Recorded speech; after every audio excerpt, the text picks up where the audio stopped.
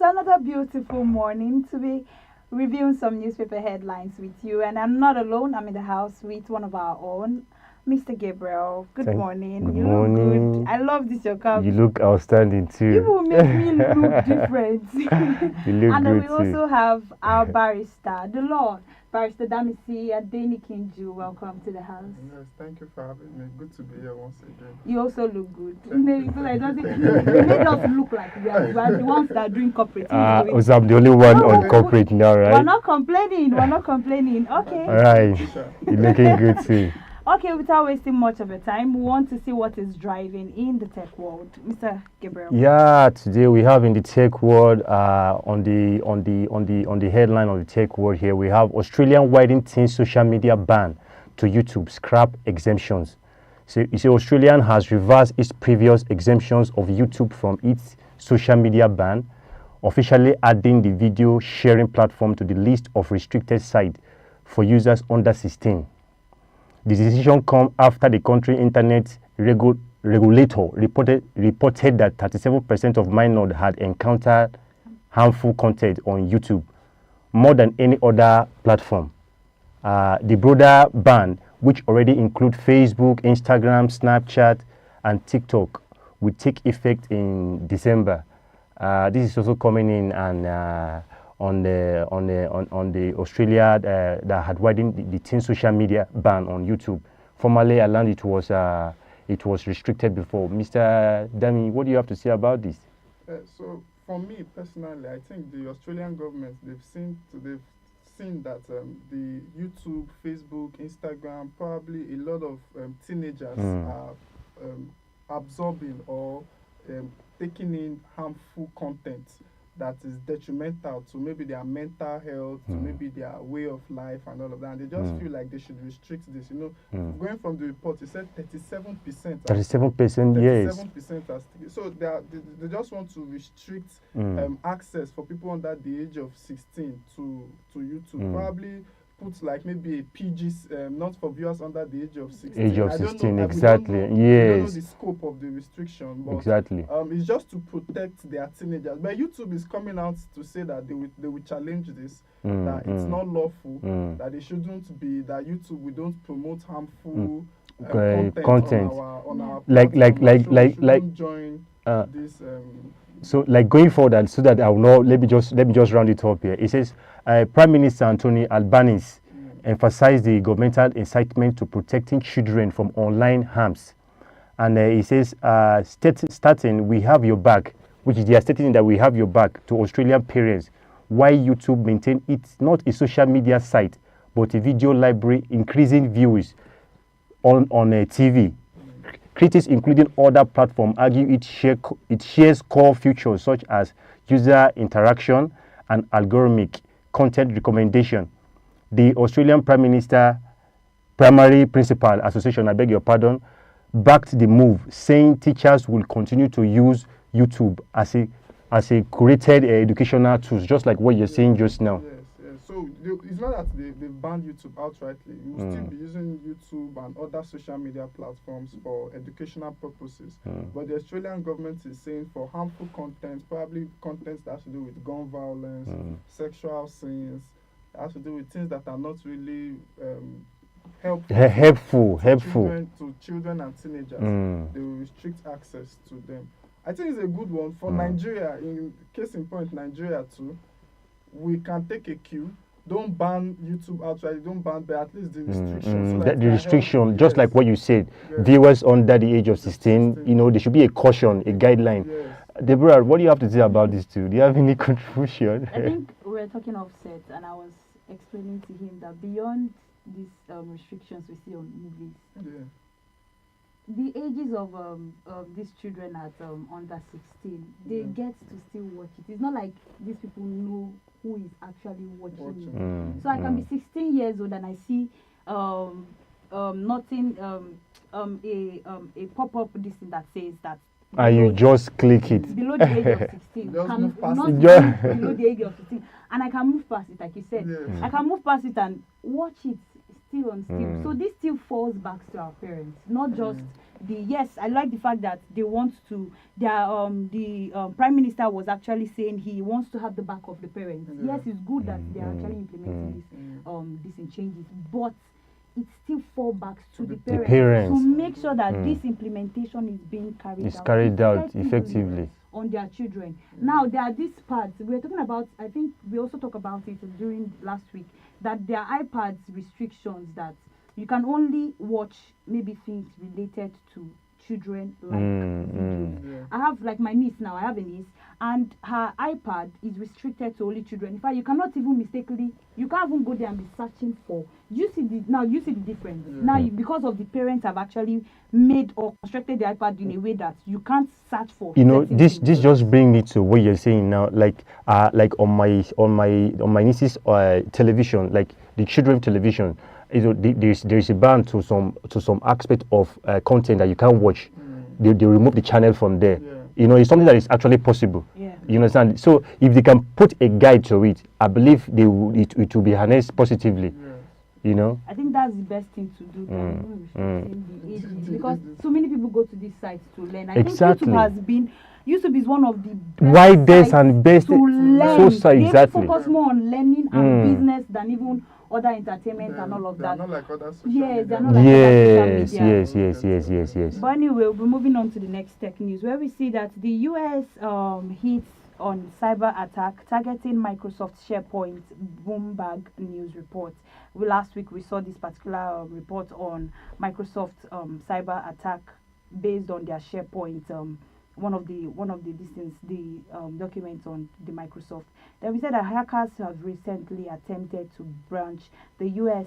Fermi National Accelerator Laboratory and one of the departments of the energy at 17 National Lab by exploiting a known vulnerability in Microsoft SharePoint. I think we were talking about this last week, and we were saying beyond personal data, the personal data of individuals. This has, as far as Microsoft is being involved. We said yesterday, as far as Microsoft is being involved, company data are being at risk. Nations data, not just company now. Now, and we're seeing US now. One of the companies in US have been attacked. Just not far from yesterday. Just like what we are talking about, there should be a policy that governs this thing for effective implementation. There should be a just like what you say, Professor Dami, yesterday, just as you are explaining. I think this one is very good news. At least they were able to identify the hackers in this report, and they were able to stem out the danger away, like roll the danger away. But as the world goes in tech, as the world artificial intelligence goes, you will keep on seeing more and more people wanting to take advantage of tech. It is left for companies, for countries to improve their data protection, like you said, policies, and also their data protection systems. You need to work on your system so that you will be able to have strong protective measures. In Nigeria, all over the world, you will always see people who try to hack systems. They are criminals. The Bible says the heart of man is desperately wicked. As we improve in technology, criminals will also improve in their technology. So as a government, as a company, as an individual, you yourself, you have to find protective measures so that you don't become a victim of hackers or a victim of our country. Fraud and imagine if our country now is being hacked and we get our data of the president or our security outfits, or all those kind of things. It becomes well known. Everybody knows about your company's secrets and all of that. It will not go well for that company or for that country and all of that. So it's good that we put in strong data protective measures, both as individuals, as companies, and as so just like to contribute, Barrister Damisi, like when you see the way at which Nigerians go into frauds, like the youth go into cyber crimes, and it's becoming so alarming that there need to be a check on all these things. If there's a regulatory body, just like what you said, it will help the youth. As in, now, if someone is going into online and the motive is to go and hack or to go and do mischievous things, there's a way they can fish that person out. And there's a way it can be blocked. Like, for example, now, if you send me, if I just receive like a notification on my email that somebody is trying to tamper my email or tamper, I'll just like, okay, I think there should be a measure like a password code or something to block some of this cyber crime. And I spoke about strong systems whereby our companies or even individuals need to put in place strong systems. Employ more. Sorry, just like the guy that was caught of recent that was hacking hacked this U.S. Trump. That hacked the Trump, it's crazy. It's the ability of Nigeria. Yeah, it's just the U.S. president. And he succeeded though. But they pick him up. So you can imagine. Yes. It just shows that we have very intelligent people, and we use our intelligence for so many bad things. Bad things. The truth is that, like we say, and we always keep saying, to everything there's always an advantage and a disadvantage. So we want to come into a world where the advantage is more than the disadvantage. Exactly. So if there's a way that this thing can be stopped, instead of you catching them, let's get to a point where you don't need to catch them. They cannot get access to it. Instead of, yes, we like the fact that you're catching them. It shows that you have good security. But we want to come to a point where the security is beyond catching them. It's that they cannot get into this particular. And if there's another way they can train most of these guys, I don't know where they will be open. For God goodness sake, these things because in America, in other countries, sorry to the outside, they use most of these guys. Yes. They use them in the tech world. It's talent. It's a big talent. Going to waste for the wrong thing. But anyway, we'll be looking into our newspapers now. And the first newspaper I'll be looking at is the Tribune newspaper, where we see that Transcorp Group revenue grows by 279.7 billion naira. And beside it, in page 29, we see that Makinde Abiodun meets in Ibadan to strengthen relationship on agri security and others. We also see beside it in page 7 that IMF raises Nigerians' 2025 growth forecast to 3.4% amid global optimism. And the big headline is Presidency not should wait till 2031, Akume says in page 4. And in the health, we see in page 3, and in health, stem cells therapy may offer regulative cure for type 1 diabetes. And in page 13, we see that ADC will not condone anti-party activists in discipline, David Mark says. And beside it, which is the last, is in page 2, PDP blasts ADC, accuses party of unprovoked attacks, says it remains strong and vows to beat APC in 2027. Now back to our story on the Makinde Abiodun meet in Ibadan.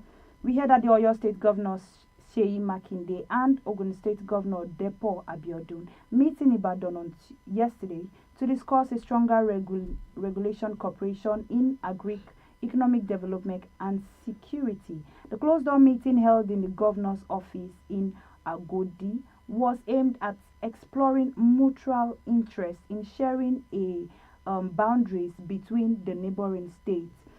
Now, the governor Abiodun noted that the strong historical and economic ties that binds Oyo and Ogun emphasizes on the need of both states to work together to actually be able to benefit at this time where many Nigerians are actually grappling in insecurity and food starvation and all of these sort of bad things that has actually plagued our country. It's good to see that different governors actually coming together. I think that was one of the things we want to see. We have been saying we want to see in Nigeria, where people will come together and say for the movement or peace of this country, to see that this country is getting a better infrastructure, a better security, better food infrastructures and all of that. We want to see people coming together. Now we're seeing two governors come together. My own question, I like this fact, like I said. I used to always say it's a good thing. Yeah. But I want to always see the other side of it. I think I was asking you offset if this is actually possible. Is it possible, legally proven, that a state can actually extend its security beyond its confinement? Can it extend it to another state? Yeah, so under the Nigerian security architecture, the police is a federal police. Yeah, but there are some, you have Amotekun, that are the southwest governors. They are, because of the security challenges now, states are beginning to find ways to, localize the police or their security outfit and all of that. But legally speaking, we just have one federal police, one federal civil service, federal civil defense, federal road safety, army is definitely federal and all of that. So, but they can come up with their own security plan or security architecture that will help in this plan together. Let me also say this. I think, like I've always said, the buck doesn't just stop at the president's decks alone. You get the governors too need to hatch out plans to develop their people. Most of the times Nigerians are usually focused on the presidency. What is President Tinubu doing? But we need to start asking our governors questions, not just governors, even local governments. The chairman, local government, councillors, exactly. When you look at local government, they always tell us in social studies, local government is the government that is closest to the people. So, seeing two governors collaborating in agriculture, Nigeria is facing a lot of food shortage as a result of insecurity.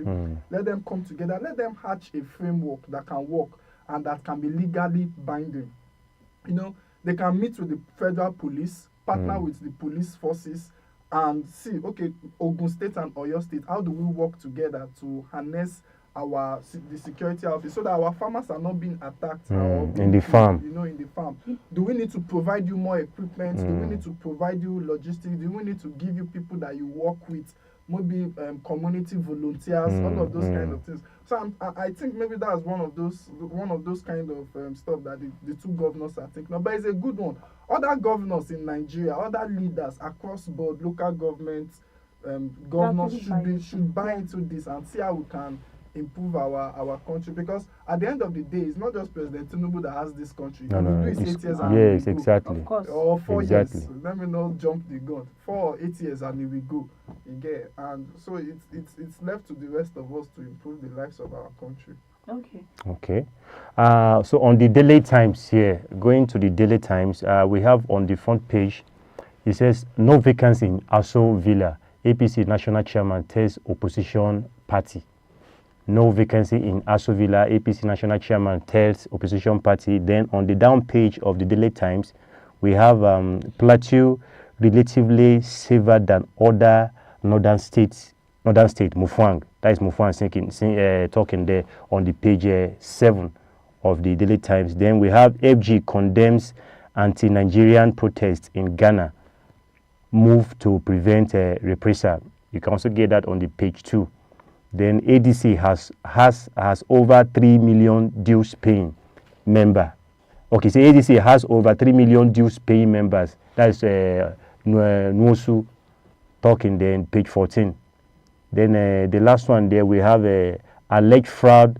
Okpehelo, fires aid on oil and gas. Alleged fraud. Okpehelo fires aid on oil and gas. That is on the page 6. Then we have Naira threatens to $1.533 million as a reverse top 39 billion. You can also get that on the page 13 of the Daily Times. But on the front page of the Daily Times here, what we're having there is 2027, no vacancy in Aso Villa. APC national chairman tells opposition party. So I don't know. Do you have anything to say about this? Because it's just politics being played. Politicians will always be. I remember during President Jonathan's time, the then PDP chairman Ubulafo, he said PDP will rule for the next 66 years or 77 years. Now PDP is out of power, so you never can say when it comes to the world of politics. Say no vacancy in Aso. It's just politics being played and the politics being heated up. That's just what's at play here. Okay, so let's move to the sports front page. Nigeria always making way and making name for us wherever they go, just like our Super Falcons making way in the African continent. Now we've seen that beyond African continent, another Nigerian in another sector has actually made the way. We see that the entertainment Burna Boy performs during England Women Euro Trophy Parade. We have that the Grammy winner, Nigerian singer Damini Ogulu, popularly known as Burna Boy, performed at the England Women Euro Trophy. When I saw this particular news, it just shows that in Nigeria, we have, like we said before, a lot of talent. We have a lot of real talent. When it comes to talent, Nigeria is embedded. We are embedded with talent, lot. multi-talented. Our youth, the children, we are very, very intelligent. It's just how to make use of this thing. Now, when I saw Burna Boy, I was like, of all the artists, why Burna Boy?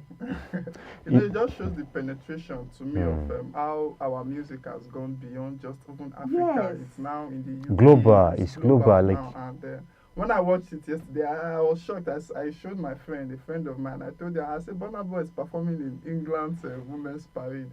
And I got to know that Sarah Wigman, the coach of the England's women's national team, her favorite artist is Burna Boy. wow. You know, and I don't think she's not an African. She's not even English. I think she's from Denmark or no, I can't even remember. That shows that our artists are global. You know, we have a lot of talent in Nigeria, like you said. A lot. It's just for us as a country to be able to harness this talent. You know, Burna Boy, we have Whiskey, Davido's, the major artists, and all, even beyond even the entertainment sector. You know, people doing well in science and tech, people doing well in other industries, in the legal field, economics, and all of that. You know, Nigerians are doing very, very well, and they can become global stars too, like Burna Boy is now. So it's just for us to be able to harness these talents, for government to give that push and give that support, and then we see ourselves be growing bigger and bigger. Yes. This just helps to open that beyond, like I said, you said beyond the entertainment industry. We want to come to a point where in Nigeria, when you mention in economic sector, we have people standing out. When we come to politics, we have people standing out. When we come to agriculture, we are standing out. Entertainment, we are standing out. Sports, we are Africa, in fact, Nigeria, there's no sector you would mention. I want to come to that point where there'll be no sector you mention that you will not be able to. They will not have a standout there. Yes, we will not be able to pinpoint. Both in technology and every not just aspect. from Nigeria, but from Africa. Global. It just shows that we are involved in everything, even in tech industry. Yesterday, in one of our programs yesterday, we're seeing that even in tech industry, Nigeria is actually, Africa as a whole is actually catching up a lot. Ghana, we were seeing Ghana trying to catch up with the tech AI industries and all of that, trying to teach their youth and all of that. It's a beautiful thing to actually see this particular improvement. No, it's a good one. Beautiful thing. Very beautiful. Moving to the Punch newspaper front page, where we see that the North split over Tinubu marginalization claim, and also the big headline. We see that power rotation debate heats up as the North reviews Tinubu's scored in page 2, and in page 30 we see that Olabadon Olukahin for burial August 8th. And moving back to our story, the big headline, we see that the debate over Nigerians' power rotation agreement reinforced yesterday as a prominent northern region leaders and traditional rulers are also civil societies actors gathered in Kaduna to access President Bola Ahmed Tinubu's administration in 2 years into his tenure. And the meeting organized by the Sir Ahmedu Bello Memorial Foundation took place at Arawa House and drew on top the northern dignitaries, including Secretary of the Government of the Federation and Senator George Akume, also the National Security Advisor. Now, this, like we said, it's a beautiful thing to be seeing all of this, but we would always come back to doing the things by the book. We were talking about it in one of our newspaper review. It is good to see that yes, what you're doing is right, but when what you're doing is right, how it's defined in Nigeria is by the constitution. So if you go against the constitution, even if what you're doing is right, is actually termed as not right because it's not by the book. Now I was asking you this question of offset. Is there any legal constitution zoning power? Zoning power. Zoning electricity. Zoning electricity in Nigeria.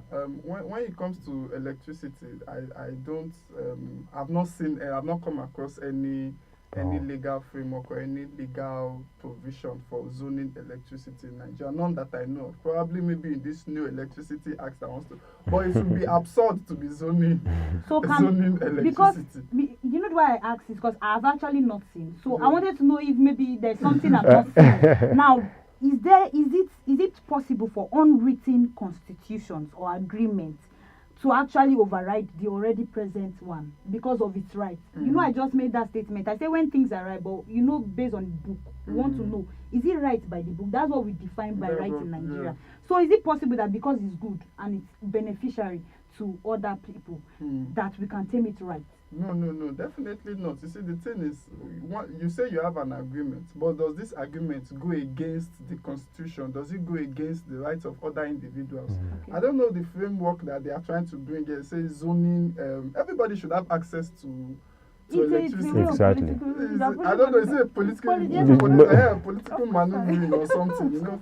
Just provide electricity for all of us, generate electricity and provide for all of us and that. So, but I don't know, maybe they are thinking a state like Lagos State might need more power than a state like, let me say, everybody needs power. They'll say, so we should focus more on Lagos State because of it's a commercial center and all of that. Maybe that's their thinking. But I feel like everybody should get what they need according to what they have. So if my state needs power, if technically we cannot be running on the same power that another state will be running on, because we are not on the same level, or we don't have the same, we are not running on the same capacity or things that are actually in our state. But yet, like I said, is it possible? Because, or if can actually a political body stand up and make this, implement this thing, and it works even without the constitution? No, definitely not. So that means it's not actually it's not actually All right, you guys are really talked on that one. I don't think there's any policy that will have to regulate the zoning of maybe increment of this amount of electricity you need to use, just like what you're saying. Okay, going to the Daily Trust on the newspaper. Just on the front page, we have ACF says not sidelines as a Tinubu men showcase project. Still on, just like on the other daily time that we just took. You see, ACF says not sideline as Tinubu men showcase project, and as you can see there, we have a lot of projects being showcased there by Tinubu men, according to the Daily Trust there. It just shows that Nigeria is getting better. It's getting better. We're trying. Tinubu's men. Tinubu, you know, it's like the caption there is very enticing and just shows that we're getting better. We'll get there. I believe, you know, if this can be well spread around the whole state, and if we can be doing this, like not just viewing it like on pictures and getting let there be implementation. Let this move circulate everywhere. I believe Nigeria will get better, more infrastructure, more agricultural infrastructures and equipment. Beyond even spreading it, we want to see sustainability. Yeah, sustainability. One of our programs were saying it's not about creating job opportunities. It's not about building houses, building infrastructures, bringing all this technology. It's about sustainability. Sustainability matters. They say when a man stands and do good, how sustainable? I think one of my mentors was saying it. He said your good is defined by what you did last, not what you have been doing. So if you've been doing good things and you do something wrong, people will see you and define you by that wrong. They will even forget that you've done. So sustainability in everything matters a lot. We want to see that this thing is being sustained. Good education comes. Let it not come for just 2025. Let it last 2026. Let my children come and actually see this good education. Good electricity, just like we have said. Let it come, let it last. Good governance, let it come, let it last. Let's not be that, in the time of my grandfather, the governance were good, but just to chip in a little, Barrister Damisi, I think if the government can also like train the youths, as in on skills, more acquisitions, getting, because most of this stuff that I'm seeing here now is on the Daily Trust, like I'm seeing tractors there and some other things. What am I seeing there again? So many tools there. If these are tech, these are things that they should also look into. If they can really teach the youth, as in they should be, it mustn't pay too much. If there is amount of money you need to pay, it shouldn't be much, so that everybody can afford it to learn these skills. Because I believe Nigerians, we are highly multi-talented, just like what we discussed on the tech issue that time, So because of our time, We'll be running through all the newspapers we looked at today. We first looked at the Tribune newspaper, where we see that Transcorp Group revenue grows by 279.7 billion naira. We also saw the big headline that says presidency not should wait till 2031, Akome says in page 4.